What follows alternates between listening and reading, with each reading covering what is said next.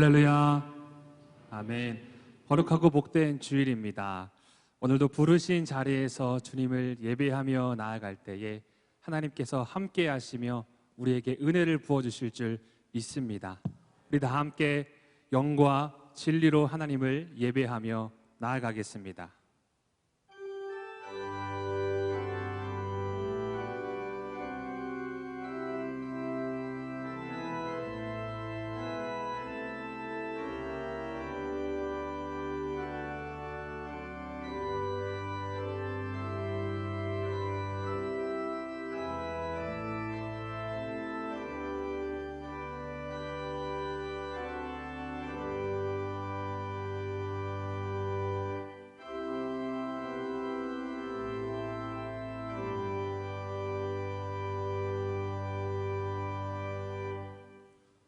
오직 여호와는 그 성전에 계시니 온 땅은 그 앞에서 잠잠할지니라 하시니라. 하나님은 영이시니 예배하는 자가 영과 진리로 예배할지니라. 우리의 생명의 주가 되시는 하나님 아버지, 오늘도 주님의 은혜 안에 머물게 하시고 주님의 그 날개 아래로 우리를 부르신 하나님의 은혜를 찬양합니다. 우리가 마음과 뜻과 정성을 다하여 드리는 이 예배를 주님 받으시고 주님의 말씀으로 우리를 채우시고 인도하여 주옵소서. 성령의 단비를 부어 주옵소서. 오늘도 우리를 선함으로 인도하시며 살아계시는 예수님의 이름으로 기원하옵나이다. 아멘. 이 시간 주님 앞에 우리의 죄를 자백함으로 회개하며 나아가길 원합니다. 성령 하나님의 조명하심으로 우리 삶의 모든 더러운 죄악을 보게 하시고 돌이키게 하여 주옵소서. 함께 침묵으로 회개하며 나아가겠습니다.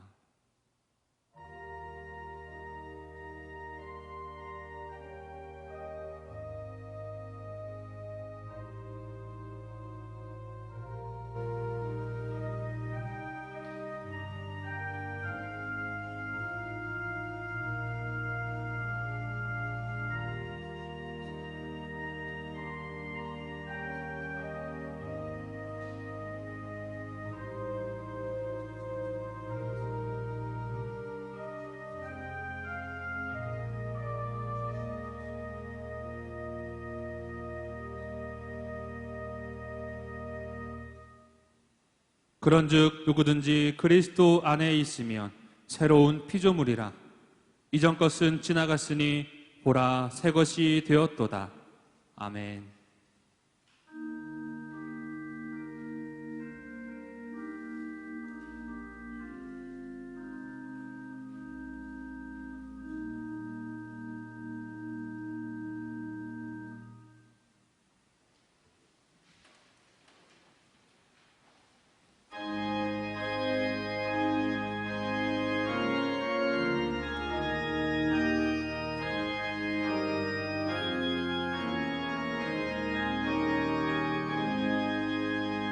찬양하라 복되신 구세주 예수. 백성들아 사랑을 전하세. 경배하라 하늘의 천군과 천사. 주님 앞에 영광을 돌리세. 목자같이 우리를 지키시고 종일 품에 늘 안아주시니. 찬양하라 높으신 권세를 찬양. 찬양 찬양 영원히 드리세. 찬양하라 복되신 구세주 예수. 우리 대신 죽임을 당했네. 구주 예수 영원한 구원의 소망. 경배하며 겸손히 절하세. 찬양하라 우리 죄 지신 예수 그의 사랑 한없이 크셔라. 찬양하라. 높으신 권세를 찬양 찬양 찬양 영원히 드리세.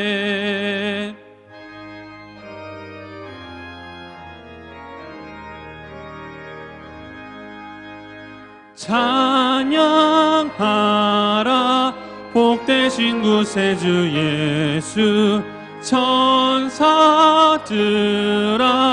즐겁게 찬양해. 구주 예수 영원히 다스리시니 멸류관을 주 앞에 드리세.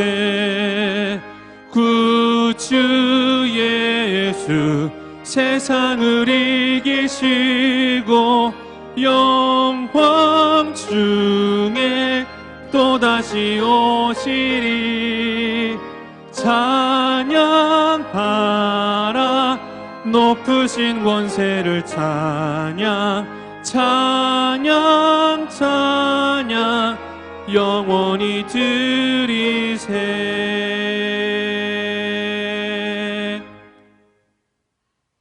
하나님이여 내 마음을 정하여 싸우니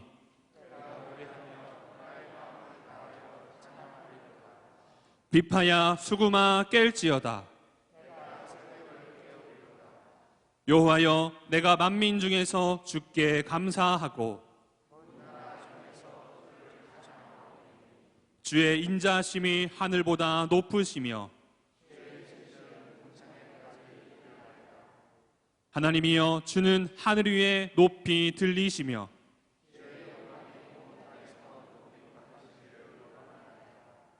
주께서 사랑하시는 자들을 건지시기 위하여 우리에게 응답하사 오른손으로 구원하소서. 아멘. 이제 사도신경으로 우리의 신앙을 고백하며 나아가겠습니다. 나는 전능하신 아버지 하나님, 천지의 창조주를 믿습니다. 나는 그의 유일하신 아들 우리 주 예수 그리스도를 믿습니다. 그는 성령으로 잉태되어 동정녀 마리아에게서 나시고 본디오 빌라도에게 고난을 받아 십자가에 못 박혀 죽으시고 장사된 지 사흘 만에 죽은 자 가운데서 다시 살아나셨으며 하늘에 오르시어 전능하신 아버지 하나님 우편에 앉아 계시다가 거기로부터 살아있는 자와 죽은 자를 심판하러 오십니다. 나는 성령을 믿으며 거룩한 공교회와 성도의 교제와 죄를 용서받는 것과 몸의 부활과 영생을 믿습니다. 아멘.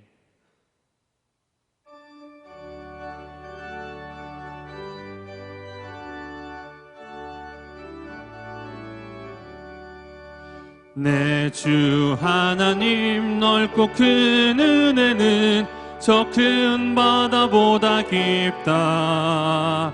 너 곧 닷줄을 끌러 깊은 데로 저 한가운데 가보라.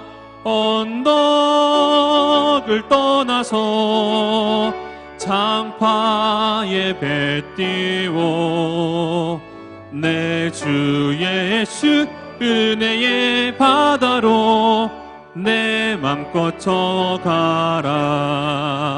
왜 너 인생은 언제나 거기서 저 큰 바다 물결 보고 금인 모르는 깊은 바다 속을 한 번 헤아려 안 보나.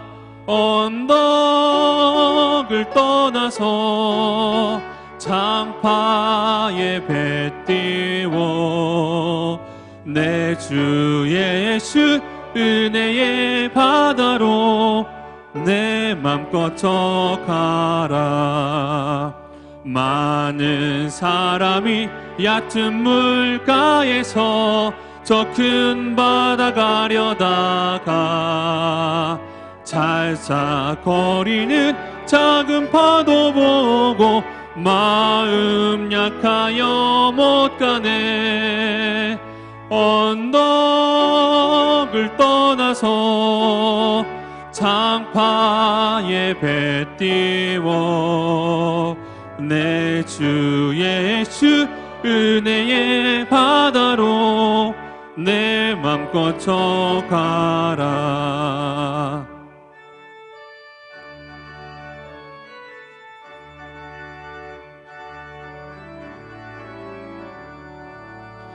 자 곧 가거라 이제 곧 가거라 저 큰 은혜 바다 향해. 자 내 온 내 너를 저 깊은 데로 가라 망망한 바다로. 언덕을 떠나서 창파에 배 띄워 내 주 예수 은혜의 바다로 내 맘 꽂혀 가라.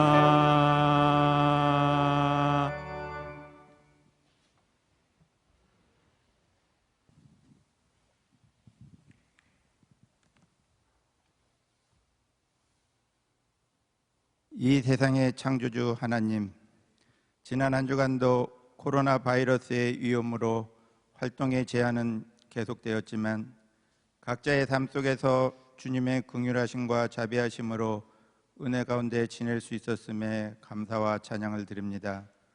그동안 코로나 방역을 위해 모일 수 없었는데 오늘 이 시간 예배당에 다시 모일 수 있게 하시니 감사드립니다.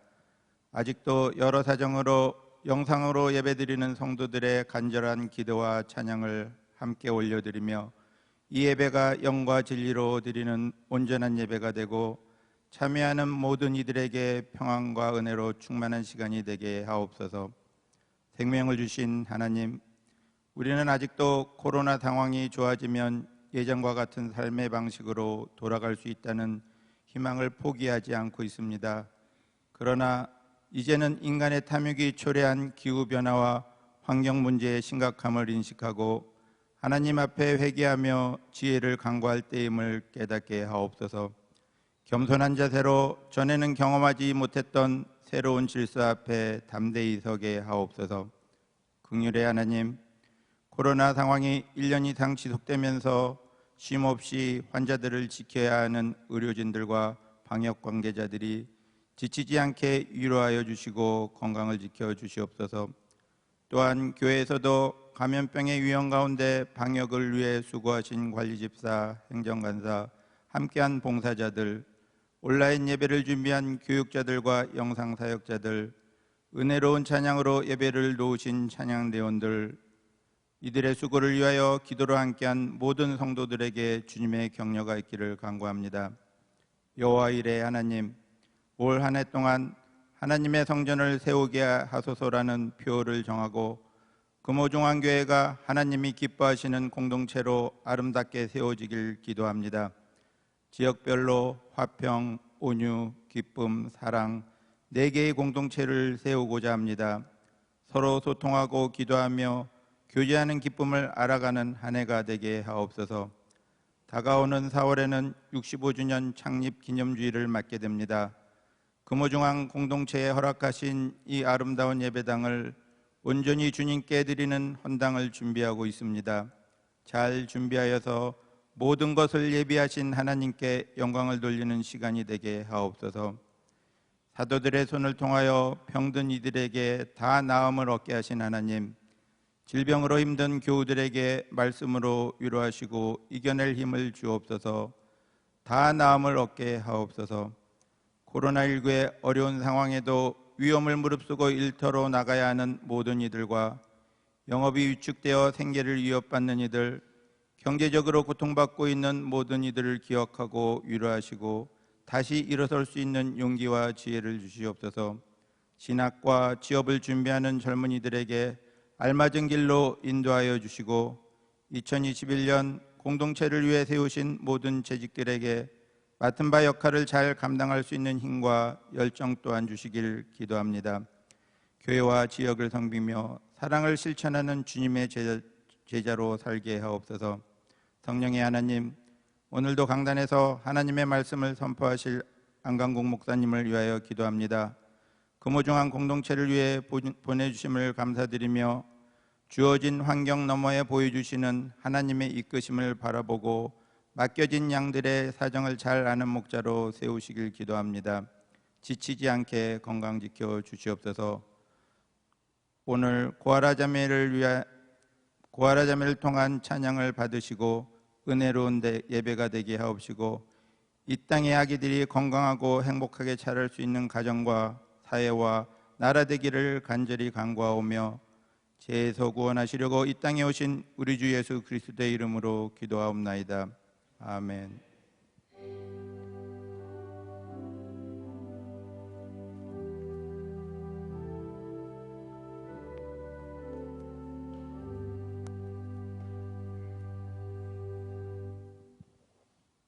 오늘 우리에게 주시는 하나님의 말씀입니다. 사도행전 5장 12절에서 26절까지의 말씀입니다. 신약성경 194쪽 사도행전 5장 12절에서 26절까지의 말씀입니다.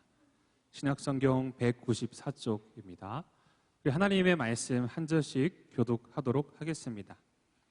사도들의 손을 통하여 민간의 표적과 기사가 많이 일어나매 믿는 사람이 다 마음을 같이하여 솔로몬 행각에 모이고 그 나머지는 감히 그들과 상종하는 사람이 없으나 백성이 칭송하더라. 믿고 주께로 나아오는 자가 더 많으니 남녀의 큰 무리더라.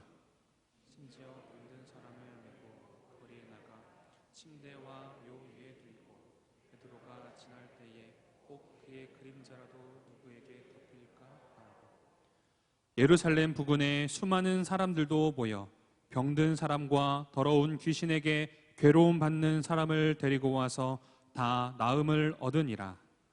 대제사장과 그와 함께 있는 사람 즉 사두개인의 당파가 다 마음에 시기가 가득하여 일어나서 사도들을 잡아다가 옥에 가두었더니 최사자가 밤에 옥문을 열고 끌어내어 이르되 가서 성전에 서서 이 생명의 말씀을 다 백성에게 말하라 하매 그들이 듣고 새벽에 성전에 들어가서 가르치더니 대제사장과 그와 함께 있는 사람들이 와서 공회와 이스라엘 족속의 원로들을 다 모으고 사람을 옥에 보내어 사도들을 잡아오라 하니 부하들이 가서 옥에서 사도들을 보지 못하고 돌아와 이르되 우리가 보니 옥은 든든하게 잠기고 지키는 사람들이 문에 서 있으되 문을 열고 본즉 그 안에는 한 사람도 없더이다 하니 성전 맡은 자와 제사장들이 이 말을 듣고 의혹하여 이 일이 어찌 될까 하더니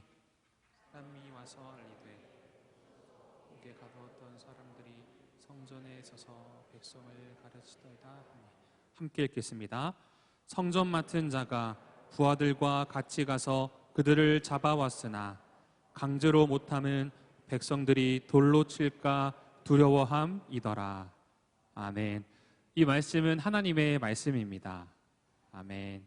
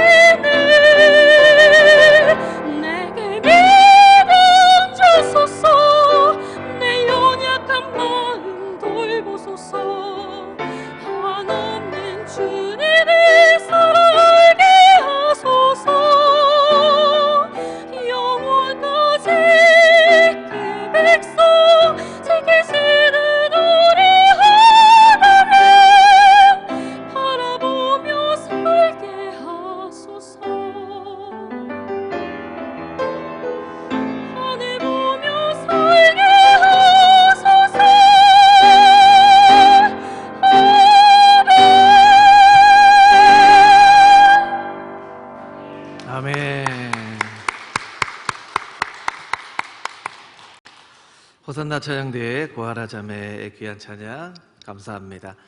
우리 이 찬양의 가사처럼 우리 서로를 향해서 좀 축복하도록 하겠습니다. 우리 가정에서 예배를 드리시는 분들은 자기 자신에게, 또 오늘 교회 나와 예배를 드리시는 분들은 옆에 분들을 바라보시면서 이렇게 한번 오늘 축복해 볼까요? 하나님만 바라보며 삽시다. 우리 다시 한번 인사하겠습니다. 예수님만 바라보며 삽시다. 아멘. 우리 인생길 가운데 하나님만, 예수님만 바라보며 살아가는 믿음의 사람들 되시기를 주님의 이름으로 축복합니다.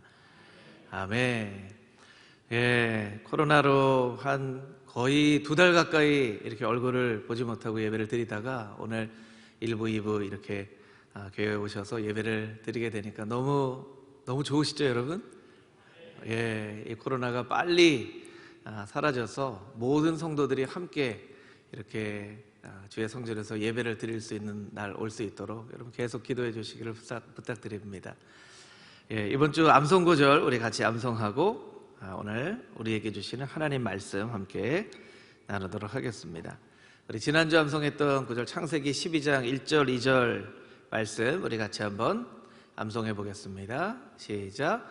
여호와께서 아브라함에게 이르시되 너는 너의 고향과 친척과 아버지의 집을 떠나 내가 내게 보여줄 땅으로 가라. 내가 내게 복을 주고 내가 너로 큰 민족을 이루고 내게 복을 주어 내 이름을 창대하게 하리니 너는 복이 될지라. 창세기 12장 1절 2절 말씀. 아멘. 예, 주보를 아무리 찾아도 여기 없습니다, 여러분. 예. 저희가 이제 성경 암송을 하는데 자막을 계속 띄워드리니까 자막을 의지하게 되는 것 같아요. 그래서 과감하게 이번 주부터 자막에도 없고 주보에도 없습니다. 그러니까 여러분 의지할 곳은 이제 여러분이 암송하는 일밖에 없습니다. 그래서 열심히 하나님 말씀 사마음으로 암송할 수 있게 되기를 바랍니다. 이번 주에 우리가 암송해야 될 구절 출애굽기 3장 14절 말씀 우리 같이 한번 읽어보겠습니다. 시작.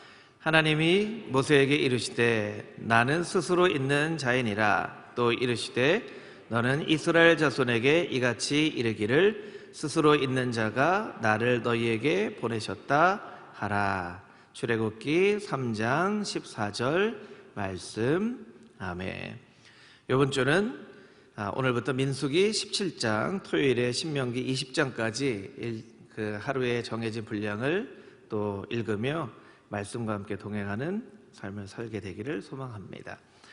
오늘 우리에게 주시는 하나님의 말씀, 우리 사도행전 말씀을 통하여서 고난 속에 빛나는 권능이라는 제목으로 함께 은혜를 나누겠습니다.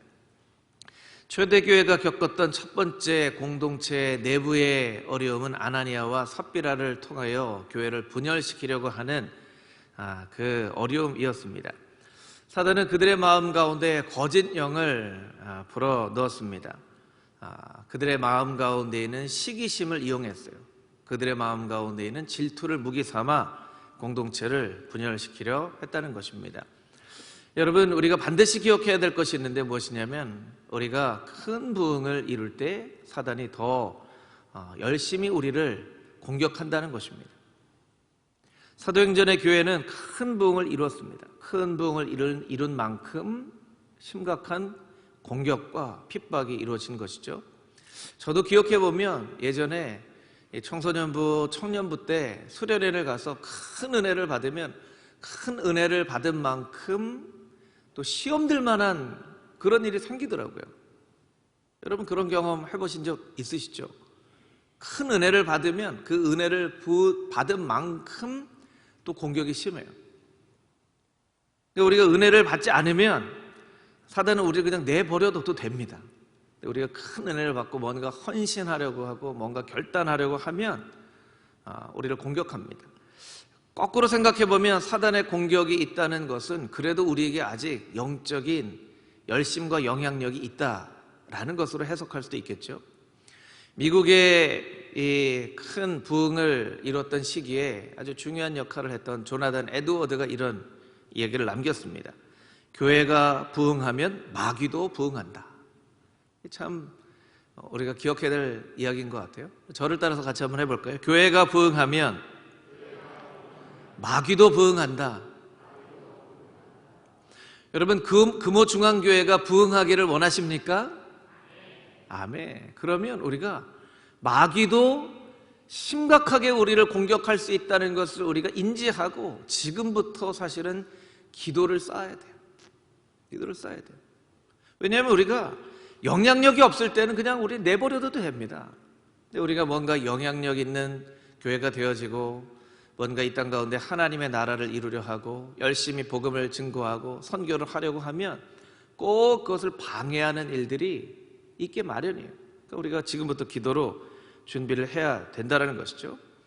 오늘날 교회가 많은 핍박을 당하고 있습니다. 여러 가지 사회의 문제에 기독교가 중심에 놓여져서 사람들은 무차별하게 기독교를 공격하고 또 교회를 공격하고 성도들을 공격합니다. 그 공격이 우리에게 달가운 것은 아니지만 그 공격이 있다는 것은 반대로 우리에게 아직 영향력이 있다는 거예요. 그러니까 사단이 그 영향력마저도 무너뜨리려고 우리를 공격하는 것이죠. 초대교회도 그랬다는 것입니다.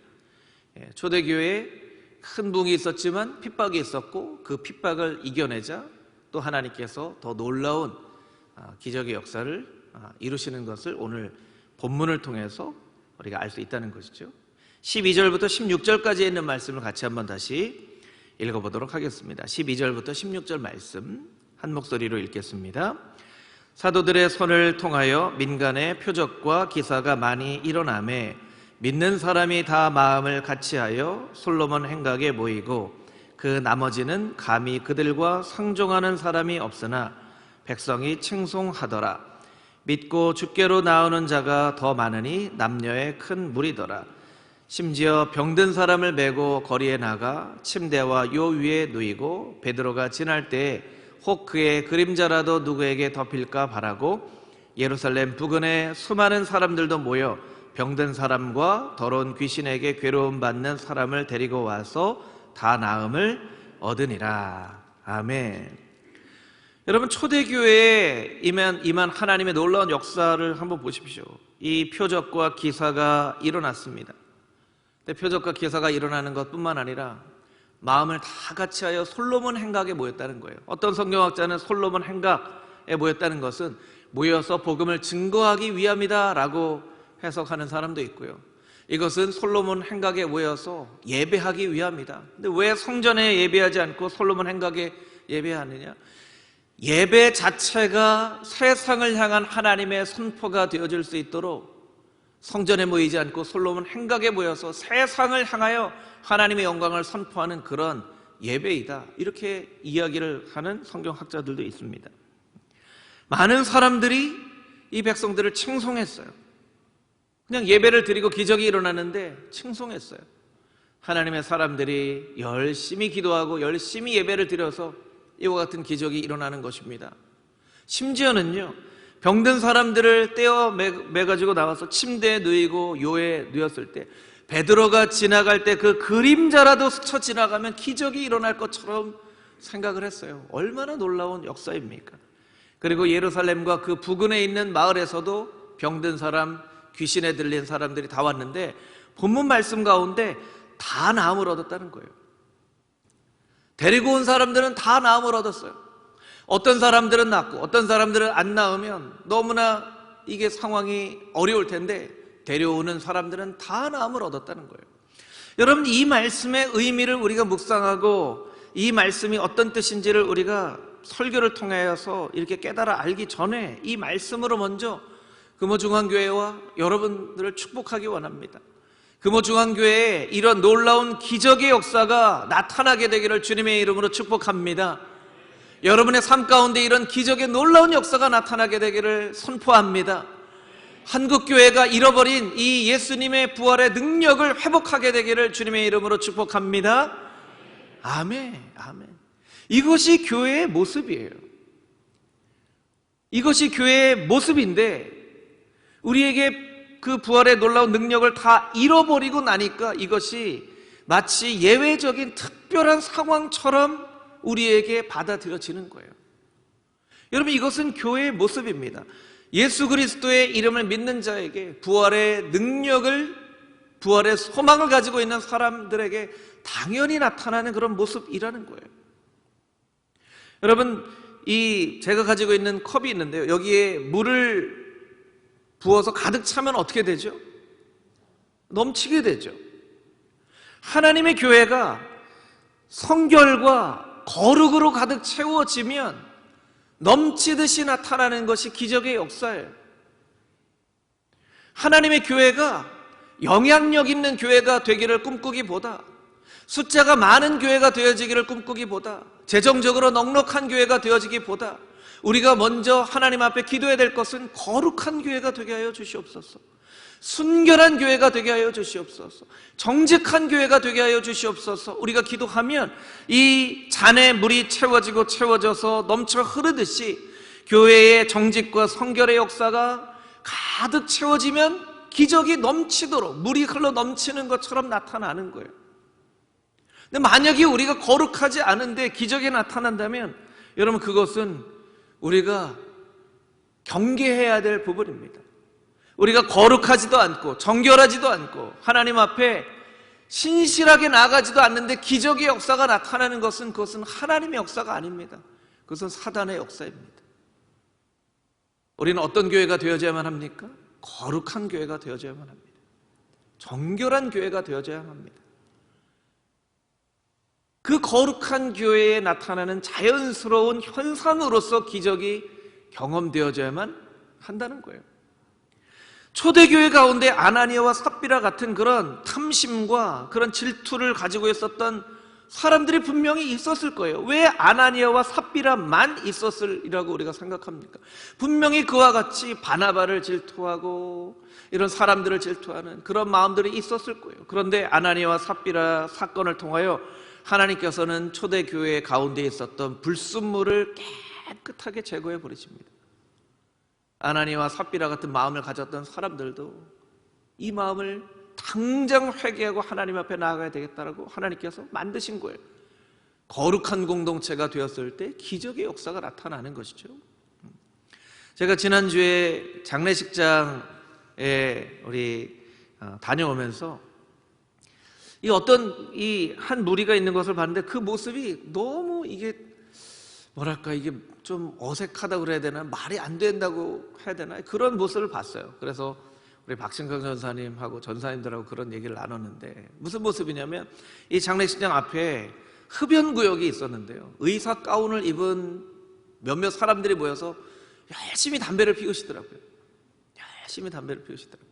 근데 그 모습이, 여러분, 우리가 보통 이렇게 병원에 몸이 아파서 가면 의사 선생님들이 주로 하는 얘기가 어떤 얘기죠? 담배 피우세요? 담배 꼭 끊으셔야 됩니다. 술 드세요? 술 꼭 끊으셔야 됩니다. 몸무게 체중 줄이시고요, 스트레스 받지 마시고, 이렇게 해야 건강해집니다 하는 얘기를 하는 의사 선생님들이 열심히 담배를 피우는 모습을 보니까 저게 맞는 모습인가? 담배 끊으라고 하는 사람이 저렇게 담배를 피워도 되나 하는 생각이 드는 거예요. 여러분, 어떻게 생각하세요? 제가 좀 맞게 생각을 하는 건가요? 어떤 유명한 강사가 그런 얘기를 하더라고요. 담배 인상공사, 요새는 영어로 바뀌었죠. KTNG 이렇게 바뀌었나요? 예. 담배 인상공사를 가서 강의를 하는데 거기에 이렇게 글씨가 쓰여져 있다고 하는 걸 제가 들었습니다. 담배로 잃은 건강 홍삼으로 되찾자. 네. 담배, 말은 논리적으로 이해는 돼요. 담배로 건강을 잃었으니까 홍삼으로 되찾자. 참 너무나 그 회사의 운명이라고 하는 것은 너무나 참 역설적인 운명이에요. 왜 홍삼과 담배를 같이 파는 회사가 돼버려서 담배로 건강을 잃었는데 홍삼으로 되찾자는 거예요. 예. 참 이게 아이러니한 것이죠. 예. 어쩌면 우리가 바라보는 그 모습처럼 세상 사람들이 우리를 바라보고 있는지도 몰라요. 우리가 말로는 열심히 사랑하자, 열심히 용서하자면서도 우리가 용서하지 않고 사랑하지 않는 모습을 보면 세상 사람들이 저 사람들 참 이상하다, 말로는 저렇게 사랑한다고 용서하자고 얘기하면서도 어떻게 저렇게 사랑도 안 하고 용서도 안 하고 있을까, 저 기독교인들의 모습이 참 어색하고 이상하다, 이렇게 생각할 수 있다는 거예요. 저 사람들 참 이상하다, 말로는 낮아져야 됩니다, 겸손해야 됩니다 얘기하면서 왜 저렇게 높아만 가고 왜 저렇게 교만해져 가는지, 저 사람들 모습이 참 이상하다 이렇게 생각할 수도 있다는 거예요. 여러분, 우리가 예수님 말씀대로, 하나님 말씀대로 열심히 사랑하고 열심히 용서하고 열심히 겸손을 훈련하고 열심히 예수님의 모습을 닮아 낮아지려고 하지 않으면 세상 사람들은 우리를 그와 같은 시선으로 똑같이 바라보게 되어 있습니다. 왜냐하면 하나님 말씀은 변하지 않잖아요. 하나님이 어제까지는 사랑해라고 말씀하셔놓고 또 바꿔서 어제까지는 사랑하라고 했지만 오늘은 말씀을 바꿔서 사랑 안 해도 된다 이렇게 말씀하시는 분이 아니시잖아요. 그럼 영원히 변하지 않는 하나님의 말씀은 그대로 있는데 우리의 모습이 말씀에 따라 바뀌어줘야죠. 열심히 사랑하고 열심히 용서하고 열심히 낮아지고 열심히 겸손한 예수님의 모습을 닮은 삶을 살아가야만 세상 사람들이 우리를 보면서 저 사람들 참 이상하다 이렇게 얘기하지 않는다는 것이죠. 여러분, 여러분의 삶 가운데 하나님의 거룩의 놀라운 능력이 말로가 아니라 삶으로 나타날 수 있게 되기를 주님의 이름으로 축복합니다. 금호중앙교회가 말뿐만 아니라 삶으로 예수님의 겸손을 세상 가운데 나타내는, 거룩을 나타내는 하나님의 몸된 교회가 되어줄 수 있게 되기를 주님의 이름으로 축복합니다. 아멘. 우리 17절부터 21절까지에 있는 말씀을 다시 한번 읽어보도록 하겠습니다. 17절부터 21절 말씀 함께 읽겠습니다. 대제사장과 그와 함께 있는 사람, 즉 사두개인의 당파가 다 마음에 시기가 가득하여 일어나서 사도들을 잡아다가 옥에 가두었더니 주의 사자가 밤에 옥문을 열고 끌어내어 이르되 가서 성전에 서서 이 생명의 말씀을 다 백성에게 말하라 하매 그들이 듣고 새벽에 성전에 들어가서 가르치더니 대제사장과 그와 함께 있는 사람들이 와서 공회와 이스라엘 족속의 원로들을 다 모으고 사람을 옥에 보내어 사도들을 잡아오라 하니. 아멘. 이 놀라운 기적의 역사를 바라보고 칭찬을 해주지는 못할 망정 사도들을 옥에 가둔 사람들이 있었습니다. 그 사람들은 어떤 사람들이었습니까? 대제사장이었습니다. 사두개인들이었습니다. 여러분, 대제사장, 사두개인 어떤 사람들이었죠? 열심히 있는 사람들인가요? 열심히 없는 사람들인가요? 열심히 있는 사람들입니다. 헌신을 한 사람들입니다. 하나님 영광 위에 살겠다고 헌신한 사람들이에요. 근데 어떻게 이렇게 열심히 있는 사람, 하나님께 헌신을 한다고 하는 사람이 오히려 예수님의 놀라운 이 기적의 역사를 방해하는 사람들이 되었을까요? 그럼 잘 생각해 보면요, 열심히 있는 사람들이 그 열심을 잘못된 방향으로 향해 나아갈 때 교회를 어렵게 하는, 하나님께 영광을 올려드리지 못하는 그런 일들이 일어날 수 있는 거예요. 이러면 이단들이 다 열심히 있는 사람들입니다. 이단들이요, 우리보다 성경도 더 열심히 읽어요. 우리가 때로는 그 이단들을 통해서 조금 찔림을 받아야 돼요. 우리가 지금 성경 암송 창세기 12장 1절 2절 말씀 우리 암송해 보겠습니다. 암송 잘 못하잖아요. 여러분, 이단들은요 성경을 얼마나 달달달달달달 암송하는지 몰라요. 우리가 좀 부끄러움을 느껴야 돼요. 여러분, 이단들 열심히 성경 암송합니다. 열심히 읽고요, 예배도 열심히 드리고요. 제가 지난번에 보니까요 3박 4일 수련회를 8주 동안 연속으로 하는 그런 데도 있더라고요. 여러분, 3박 4일 부흥회 8주 연속 한다고 한번 생각해 보세요. 여러분, 막 마음이 기쁘세요? 아니면 죽었구나 이런 생각이 드세요? 여러분, 그 사람들은요 정말 3박 4일 수련회를 8주 연속으로 하는 사람들이에요. 그 사람들이 하나님의 영광을 가리우는 사람들이 되어버렸어요. 오히려 예수님의 이름을 욕되게 하는 사람들이 되었어요. 열심보다 더 중요한 것은 방향이죠. 우리의 방향이 정확하게 되어져 있는가. 여러분, 이 사람들, 왜 헌신한 사람들, 열심히 있는 사람들이 왜 사도들을 가두었습니까? 17절 말씀이 우리에게 이렇게 이야기하고 있습니다. 그들의 마음에 시기가 가득하여. 그들의 마음에 시기가 가득하여. 아나니아와 삽비라의 마음 가운데 있는 시기와 질투를 이용한 것처럼 대제사장과 사두개인의 마음 가운데에도 있는 그 시기를 사용한 거예요. 시기라는 건 무엇입니까? 아니, 기적을 일으켜도 헌신한 내가 기적을 일으켜야지 왜 저렇게 보지도 못한 사람, 요새 뭐 듣보잡이라고 하잖아요. 듣보잡. 듣지도 보지도 못한, 그 다음은 설명 안 하겠습니다. 듣지도 보지도 못한 저 사람들이 나타나서 기적을 일으키냐는 거예요. 왜 칭찬을 받아도 헌신하고 열심을 다하는 내가 칭찬을 받아야지 저 불쑥 나타난 저 사람들, 사도라고 하는 사람들, 저 사람들이 왜 칭찬을 받냐는 거예요. 그게 시기심입니다. 여러분, 시기심은 남과 비교하는 거예요. 대제사장과 사두개인들이요, 사도들과 자기들을 비교하는 거예요. 여러분, 시기심의 나무에 맺혀지는 열매가 있는데요, 그것은 우월감이라고 하는 열매입니다. 우월감. 한 가지 예를 들면 여러분이 잘 이해가 될 텐데요, 올림픽을 보면 메달을 따죠. 금메달, 은메달, 동메달. 금메달이 제일 잘한 사람이고, 그 다음 잘한 사람이 은메달이고, 그 다음 잘한 사람이 동메달이에요.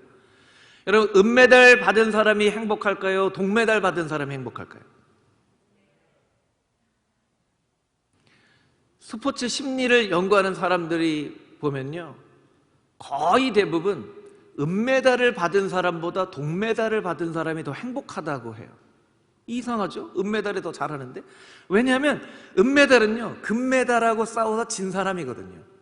그러니까 은메달 받은 사람은요, 어떤 마음이냐면 저 금메달이 내 건데, 저 금메달이 내 건데, 내가 조금만 더 잘했으면 저 금메달 받는 건데. 동메달은요, 떨어진 4등하고 경쟁해서 이긴 사람이거든요. 아이고, 아무런 메달도 받지 못하고 갈 뻔했는데 이 동메달이라도 받으니까 얼마나 감사한가. 너무나 신기한 게요, 은메달 받은 사람이 훨씬 잘한 사람인데 행복한 거는 동메달 받은 사람이 더 행복하다는 거예요. 놀라운 일이죠.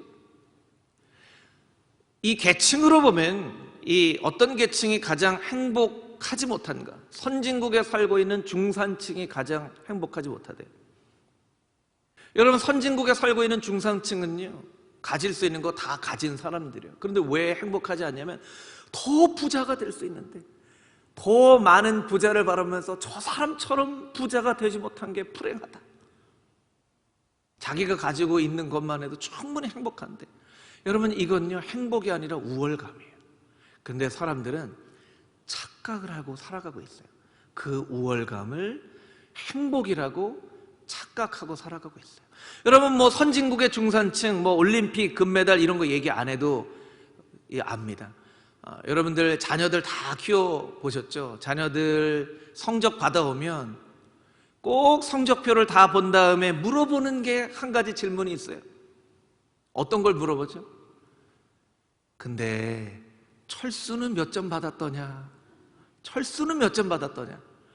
철수가, 우리 아이가 90점 받아도 철수가 100점 받으면 행복하지가 않아요.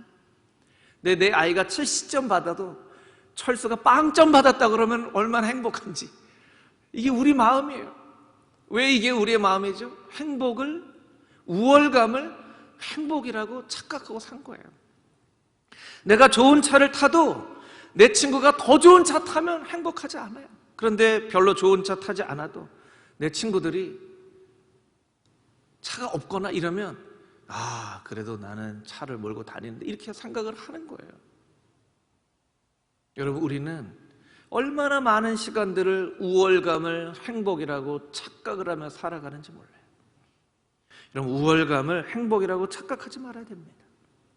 저를 따라서 같이 한번 해보겠습니다. 우월감을 행복이라고 착각하지 말자. 착각하지 말자. 착각하면 안 돼. 이 우월감은요, 비교에서 나온 거예요. 비교에서 나온 거예요. 하나님은요, 그냥 우리의 존재 자체가 행복하게 살도록 하신 거예요. 베드로도 부활하신 예수님께 물어보잖아요. 부활하신 예수님께, 주님, 요한은 어떻게 됩니까?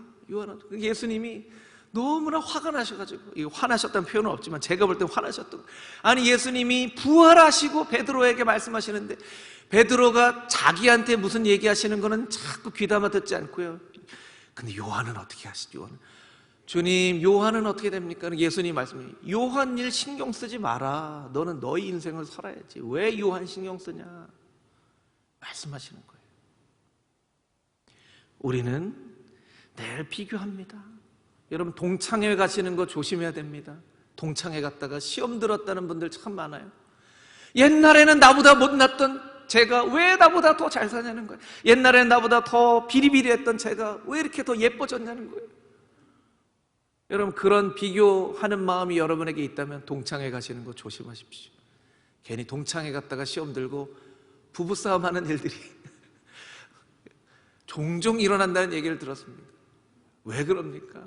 오랜만에 친구 만나는 동창회가 너무나 좋은 모임이 돼야 되는데 비교하는 모임이 되는 거예요. 자꾸 우리는 비교합니다. 우월감을 행복이라고 착각하며 살기 때문이죠. 그 비교하는 마음을 가지고 있었던 대제사장과 사두개인들은 이 사도들을 옥에 가둡니다. 감옥에 가둬요. 사람들이 참 두려워하는 것이 감옥이죠. 감옥이에요. 얼마 전 뉴스를 보니까 삼성전자의 회장도 감옥에 벌써 갔는지 앞으로 가게 되는지 감옥에 가더라고요. 전직 두 대통령도 감옥에 있죠. 여러분, 우리나라의 가장 큰 권력을 가지고 있었던 대통령이라 할지라도, 우리나라의 가장 굴지의 기업 삼성의 CEO라 할지라도 감옥에 가면 그냥 끝입니다. 끝이라는 것이 인생이 끝났다는 게 아니라 그냥 아무것도 할 수 없는 거예요. 감옥은 그냥 자기의 시간이 멈춰버린 그런 곳이죠. 그래서 사람들이 감옥에 가는 걸 두려워하는 것 같아요. 그런데 여러분, 감옥에 가는 걸 두려워하지 않는 사람이 있더라고요. 두려워하지 않는 사람. 꼭 필요한 사람이 되면요, 감옥에 가도 빼내주더라고요. 그걸 우리가 어떻게 알죠? 영화를 보면 알 수 있습니다. 영화를 보면 007 같은 영화, 여러분 예전에 007 그런 첩보 영화 보신 적 있죠?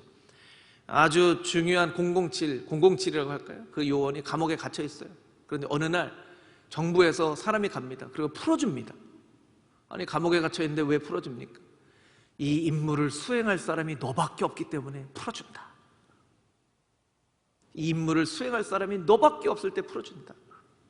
여러분, 사도들이 감옥에 갇혔는데요, 답답한 건 천사들이었어요. 천사들이 밤에 가서 그냥 사도들을 풀어줍니다. 이 본문에 나와 있지는 않지만 천사들이 주의 사자가 옥문을 열 때 그렇게 생각을 했겠죠. 아니, 한시가 더 급한데 사람들에게 복음을 전해서 많은 사람들이 예수님의 이 복음을 들어야 되는데 니네들이 감옥에 갇혀 있으면 어떡하냐. 빨리 나와서 복음을 전해라. 20절 말씀을 보니까요, 여러분 19절 20절 말씀 자막으로 한번 볼까요? 19절 20절 말씀 제가 한번 읽겠습니다. 주의 사자가 밤에 옥문을 열고 끌어내어 이르되 가서 성전에 서서 이 생명의 말씀을 다 백성에게 말하라 하매, 만약에 천사가 이 사람들을 감옥에서 구출해내는 것을 목적을 하고 있었다면 천사들이 이 사도들에게 어떻게 이야기해야 됩니까? 내가 너희를 이제 구출해 주니까 멀리 가서 잡히지 않게 하라. 다시는 잡히지 않도록 멀리 도망쳐라. 이렇게 했을 거예요. 근데 사자들이 멀리 도망치라고 했나요? 어떻게 이야기하죠? 가서 성전에 서서 이 생명의 말씀을 백성들에게 전파해라. 사도들이 풀려난 목적은요, 도망치는 목적이 아니에요. 이 생명의 말씀을 전파하라는 거예요. 그래서 이 사도들이 어떻게 합니까? 가서 전해요. 21절 말씀을 보니까 새벽에 성전에 들어가서 가르치더니, 우리 21절 자막으로 한번 읽어볼까요? 21절 함께 읽겠습니다. 그들이 듣고 새벽에 성전에 들어가서 가르치더니 대제사장과 그와 함께 있던 사람들이 와서 공회와 이스라엘 족속의 원로들을 다 모으고 사람을 옥에 보내어 사도들을 잡아오라 하니. 여러분은 21절 말씀을 어떻게 읽으셨는지 모르겠지만 저는 이렇게 한번 질문을 해봤어요. 아니, 새벽에 무슨 사람이 성전에 있어서 그들을 가르쳤을까? 여러분, 새벽에 성전에 사람들이 있는 게 정상인가요? 없는 게 정상인가요? 여러분, 금호중앙교회 새벽 3시에 사람들이 가득한 게 정상인가요? 한 명도 없는 게 정상인가요? 오랜만에 이렇게 설교를 드시니까 이렇게 얼떨떨 하시죠? 네. 여러분, 금호중앙교회 새벽에 3시인데 불이 환하게 켜져 있고 여기에 막 100명쯤 사람이 모여 있다고 생각해 보세요. 그건 정상적인 모습이 아니죠. 무슨 일이야? 무슨 일이야? 교회에 무슨 일이 일어났어? 왜 새벽 3시에 사람들이 있어? 여러분 그러시겠죠. 아니, 밤에 천사들이 이 사도들을 풀어준 것도 놀라운 일인데 무작정 성전에 갔더니 거기에 사람들이 있는 거예요. 그러니까 새벽에 가서 그 사람들을 가르칩니다. 이 사람들 왜 새벽에 성전에 있었을까요? 아마도 그 전날 사도들로 하여금 귀신이 떠나고 병든 자가 고쳐졌다는 이야기를 듣고 어떻게 하면 그 사도들을 만나서 병을 나을 수 있을까 하는 사람들이 집으로 돌아가지 않고 성전에 이렇게 모여 있었겠죠. 그리고 그 사람들에게 하나님 말씀을 가르쳤다는 거예요. 여러분, 우리가 하나님 나라에 꼭 필요한 사람이 되면요, 감옥 같은 상황에 잠깐 갇혀 있을지라도 하나님이 야, 네가 거기 갇혀 있는 건 나한테 얼마나 손해인지 모르겠다. 너 빨리 나와라 하고 우리를 거기에서 꺼내 주신다는 거예요. 그러니까 우리가 기도할 때 아까 첫 번째 메시지, 우리가 부흥하고 숫자가 많아지고 영향력 있는 교회가 되어지기보다는 거룩한 교회가 되어지기를 위해서 기도해야 되는 것처럼 하나님이 감옥 같은 상황에서 우리를 좀 꺼내 주십시오라고 기도하는 것도 필요하지만 우리가 어떻게 기도해야 되냐면, 하나님, 제가 하나님 나라에 꼭 필요한 사람 되게 해주십시오. 금호중앙교회가 하나님 나라에 꼭 필요한 사람 되게 해주십시오. 그렇게 우리가 기도해야 돼요. 자, 오른손을 이렇게 다 한번 들어봐 주세요. 가슴에 이렇게 한번 대주세요. 저를 따라해 보겠습니다. 하나님, 나를 하나님 나라에 꼭 필요한 사람 되게 해주십시오. 할렐루야. 여러분 모두가 하나님 나라에 꼭 필요한 사람이 되면요, 감옥 같은 상황에 얽매여 있을지라도 하나님이 여러분을 꺼내어 주실 수밖에 없어요. 우리가 기도할 때요, 때로는 그렇게 좀 담대하게 기도할 필요가 있어요. 하나님, 제가 이렇게 감옥 같은 상황에 얽매여 있는 게 하나님께 얼마나 큰 손해인데 저를 이렇게 가둬두시나요? 저를 빨리 풀어주세요. 하나님께 이게 엄청난 손해인 거 하나님도 아시죠? 저를 빨리 풀어주세요. 이렇게 좀 뻔뻔스럽게 담대하게 기도할 필요가 있어요. 우리가 코로나의 상황에 이렇게 얽매여 있지만 하나님 앞에 기도해야 돼요. 하나님, 이렇게 코로나의 감옥에 갇혀 있는 게 우리에게 얼마나 큰, 하나님께 얼마나 큰 손해인데 우리를 빨리 풀어주셔야죠. 우리가 주님 앞에 그렇게 기도하며 나아갈 때에 우리가 하나님 앞에 요긴한 사람, 꼭 필요한 사람이 되어질 뿐만 아니라 감옥과 같은 그런 상황 가운데 우리를 풀어주시는 하나님의 놀라운 은혜가 저와 여러분 가운데, 금호중앙교회 가운데 이루어지게 되기를 주님의 이름으로 축복합니다.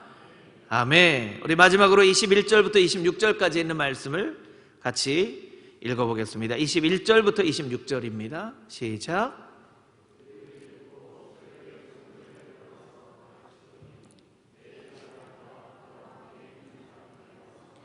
공회와 이스라엘 족속의 원로들을 다 모으고 사람을 옥에 보내어 사도들을 잡아오라 하니, 부하들이 가서 옥에서 사도들을 보지 못하고 돌아와 이르되, 우리가 보니 옥은 든든하게 잠기고 지키는 사람들이 문에 서 있으되 문을 열고 본즉 그 안에는 한 사람도 없더이다 하니, 성전 맡은 자와 제사장들이 이 말을 듣고 의혹하여 이 일이 어찌 될까 하더니, 사람이 와서 알리되 보소서, 옥에 가두었던 사람들이 성전에 서서 백성을 가르치더이다 하니, 성전 맡은 자가 부하들과 같이 가서 그들을 잡아왔으나 강제로 못하면 백성들이 돌로 칠까 두려워함이더라.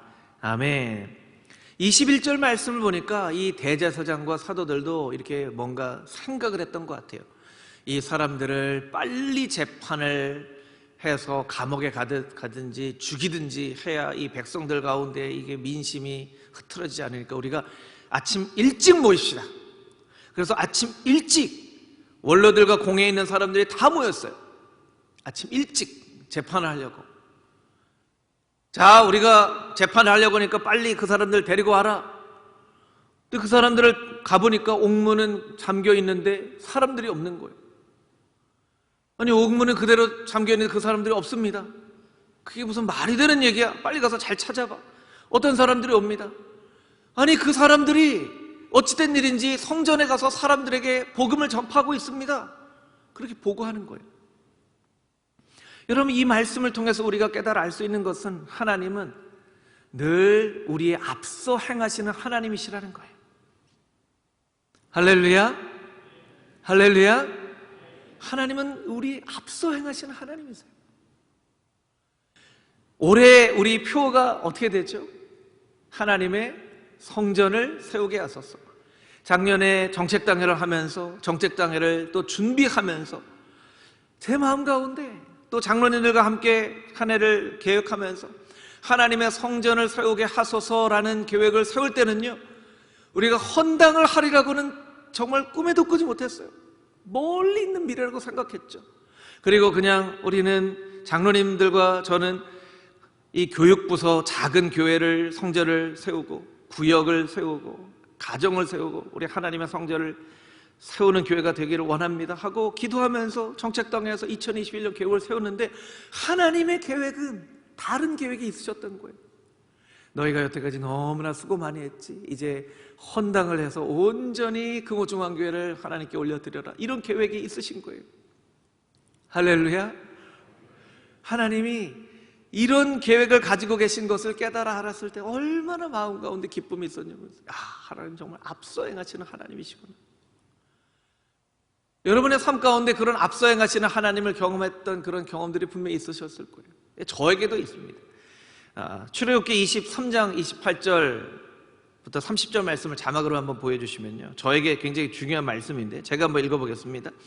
내가 왕벌을 내 앞에 보내리니 그 벌이 히위 족속과 가나안 족속과 헷 족속을 내 앞에서 쫓아내리라. 그러나 그 땅이 황폐하게 되므로 들짐승들이 번성하여 너희를 해할까 하여 1년 안에는 그들을 내 앞에서 쫓아내지 아니하고 내가 번성하여 그 땅을 기업으로 얻을 때까지 내가 그들을 내 앞에서 조금씩 쫓아내리라. 왕벌을 내 앞에 보내리니, 이거 어떤 말씀이냐면요, 제가 신대원 다닐 때 신대원 2학년 마치고 중국으로 1년 단기 선교를 갈 때 하나님이 저에게 주신 말씀이에요.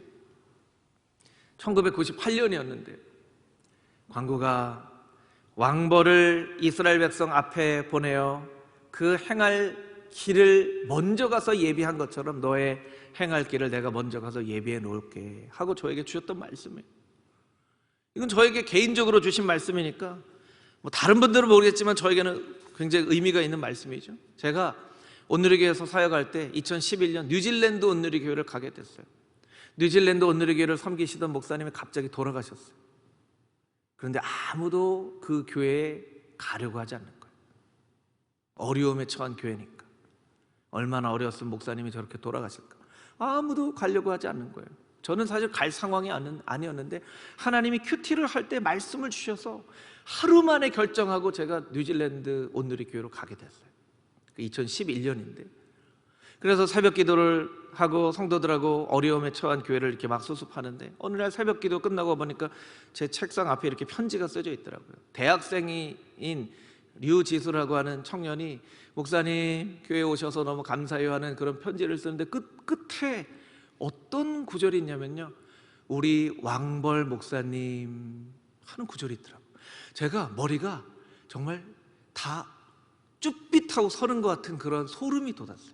제가 지수를 불러서, 지수야, 그런데 너 왕벌 목사님이라고 쓴 이유가 뭐니? 그거요, 제가 목사님을 위해서 기도했는데요, 하나님이 저한테 뭐라고 말씀해 주셨냐면요, 니네 목사님은 왕벌 목사님이다라고 얘기를 해 주셨다는 거예요. 여러분은 이렇게 안 놀라시지만 저에게는 너무나 놀라운 일이었어요. 이걸 하나님하고 저하고만 아는 얘기인데 어떻게 이 청년에게 하나님이 그걸 알려주셔가지고 그 청년을 통해서 하나님이 저에게 말씀해 주는 거예요. 광구가, 내가 너 앞서 행하고 있는 거 알지? 그렇게 기억하게 해주신 거예요. 제가 98년에 중국에 갔을 때 제 아내는 목사님이었던 장인어른을 따라서 중국에 짧게 단기 선교 여행을 갔었어요. 북한 인접 지역에 있는 교회들을 방문해서 그곳에 교회를 세우는 것을 방문하는 그 단기 선교를 했는데요, 그중 장로님 한 분이, 그 모임을 단기 선교를 이끌었던 장로님 한 분이 제 아내가 이렇게 굉장히 마음에 들으셨던 것 같아요. 아이고, 저희 장인어른한테 하시는 말씀이에요. 목사님, 저한테 장가 보내지 않은 아들이 있었다면 꼭 며느리 삼고 싶은데 이렇게 목사님 딸이 이렇게 이쁘고 귀한데, 아이고, 저희 아들들 다 장가 보내가지고 장가 보내지 않은 아들이 있으면 꼭 며느리 삼고 싶습니다. 여러분, 그 장로님이 누군지 아십니까? 여기 예배드리는 김영덕 장로님이세요.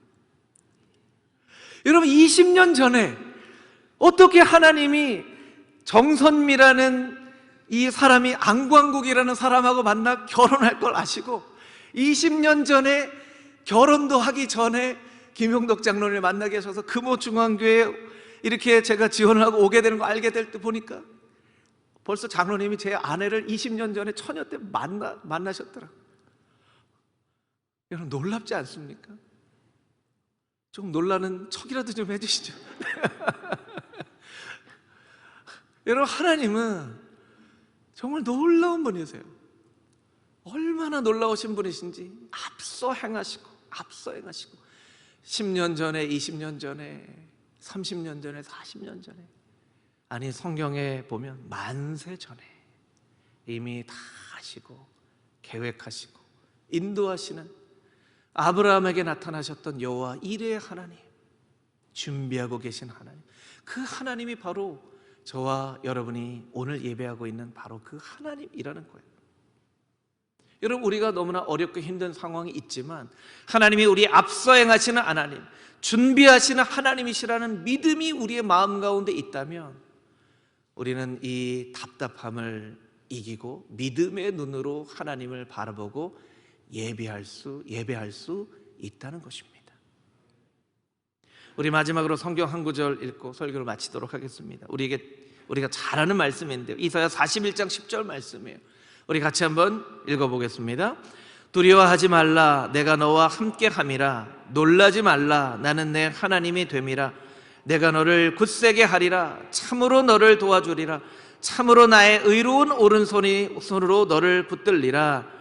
아멘. 앞서 행하시는 하나님, 우리 갈 길을 미리 먼저 가신 하나님께서 우리에게 말씀하십니다. 두려워하지 말라, 놀라지 말라, 내가 너와 함께 할 것이다. 내가 너를 붙잡아 줄 것이다. 의로운 오른손으로 너를 붙잡아 줄 것이다 말씀하여 주십니다.